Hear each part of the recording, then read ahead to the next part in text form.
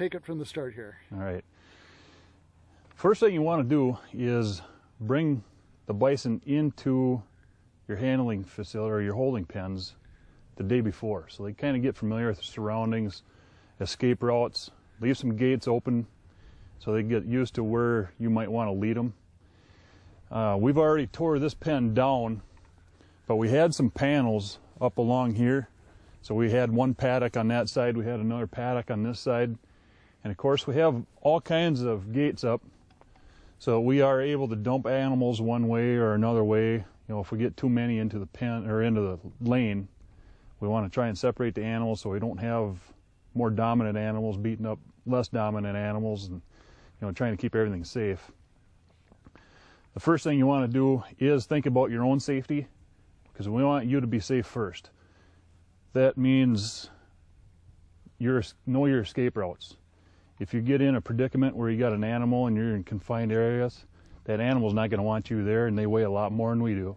And of course they got horns too, so they're going to put one in you if you don't give them enough room. They want an escape route as well. You should have an escape route. So keep yourself safe. That's number one.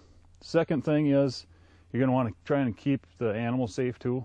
So walk through your facility, do a check, make sure there's no maybe rebar sticking out. Here we got a lot of sucker rod that's been welded onto posts. Make sure there's nothing broken. If there is, make sure you address that before you bring the animals in here and you're ready for your roundup. The day before, we did end up bringing the animals in here, let them mill around the whole area. The gates were open so they could get all the way through everything.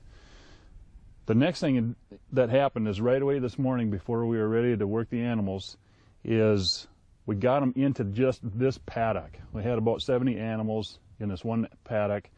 It works nice for trying to bring just a few animals out at a time when you get them kind of crowded like that.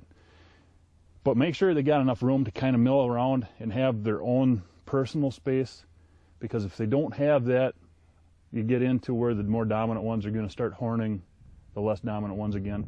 So this is about the right size pen for about 70 animals. Another thing you should keep in mind too, if you want to be seen by the animals, they're going to see you no matter what. But more visibility for the animal is better, and what I'm getting at with that is they see in shades of green. So wear something green, and of course blue and yellow are the primary colors that make up green. So those three colors is something that you can wear during a roundup. It'll help the bison spot you a little more, especially with the guys that are in the pens and working with the animals a little more closely. The guy that's in the back, you're going to want to make sure is fleet of foot, but he's also going to need a couple of helpers. 2 is probably going to be ideal as far as helpers with that other guy, so it'll be 3 total. And what you can do is, what we did actually is use this gate right here to cut a few animals out of this paddock, and we stored them right in this lane. This lane has multiple gates that we can move animals to the side with if we have to. We also have 2 other center gates in the lane that we're able to close the animals off and confine them a little more and be able to cut them down a little bit. Maybe from, say we had a group of 5 come in, we're able to get them into this lane, close this gate. Of course, by this time, animals are all going to be up at the other end, but when they come back, they're going to want to escape the same place they came in at. They're familiar with that route. So by the time they're up there, this is where your fleet of foot comes into play. You can either race up, close this gate behind them, or the other thing you can do is, if you don't feel comfortable doing that, safety first always, is get on the other side of this lane, work everything from the outside. And one of the things you can do, once you have that back pin or back gate shut off, prepare these gates for closing them later. And what I mean by that is, take this chain, hook it on itself onto the fixed panel.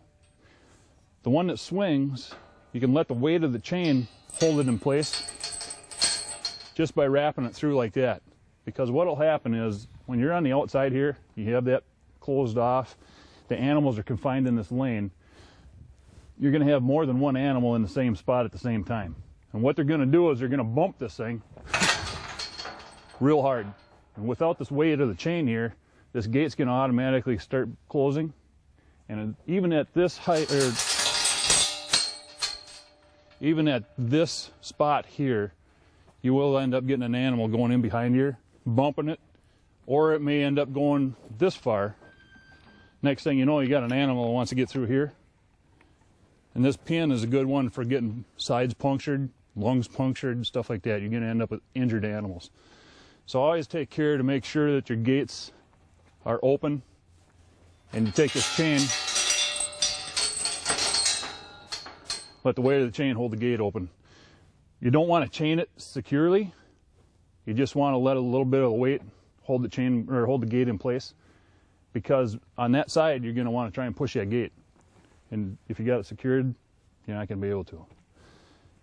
So one of the other things that we need to address on this particular setup is to maybe get some tarps up along the sides and on these center gates.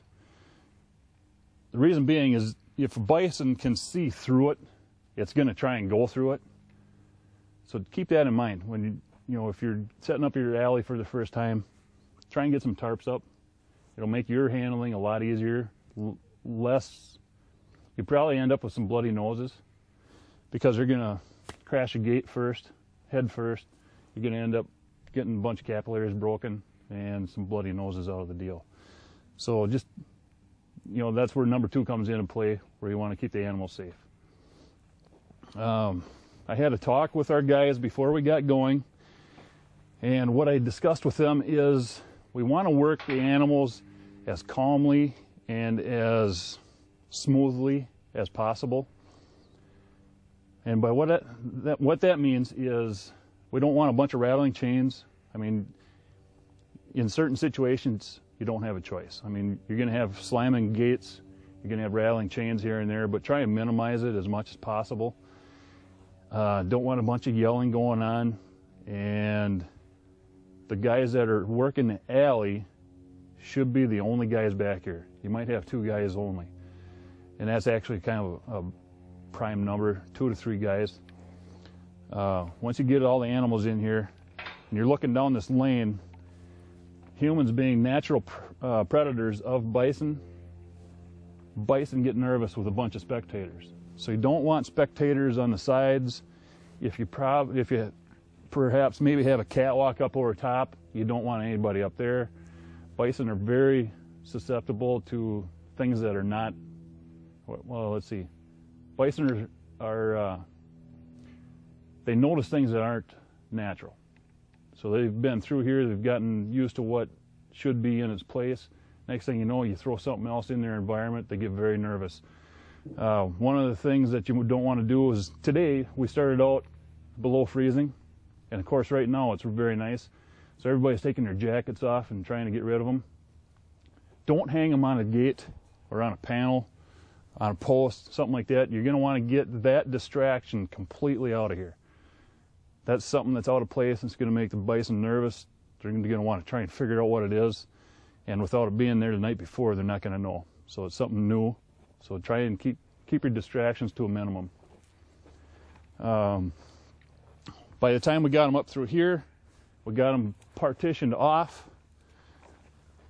The panels we got down at the very end down here, we did leave open last night. So they were able to get familiar with an escape route, and they got used to those panels being open. So by the time we get everything closed off in here, it works good for us to try and get animals cut out, because they're already familiar with going through either this way or this way. So by the time we close these gates up, we get animals in here, we're able to come on this safe side, open this gate up, either dump them in this way or open the gate that way if they happen to be down at that end. And by doing that, they're already familiar with coming in here. So that's the reason why you want to kind of leave your gates open the night before when you bring them in. That way they get familiar with the route that you're going to want them to take. So when we came into this paddock, we dumped maybe 2 or 3 animals in here at one time. At that point, we'd open up this gate here, and this is where we start taking more people to operate gates. We'll open up this gate, take 2 guys to push the animals in through that gate, close the gate behind us, and that's the start of our handling system.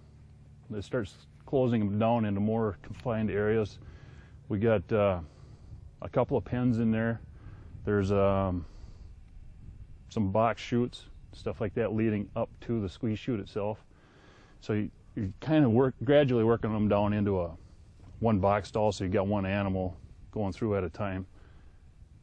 What else, Dave? I think that's about it. That's great. I forget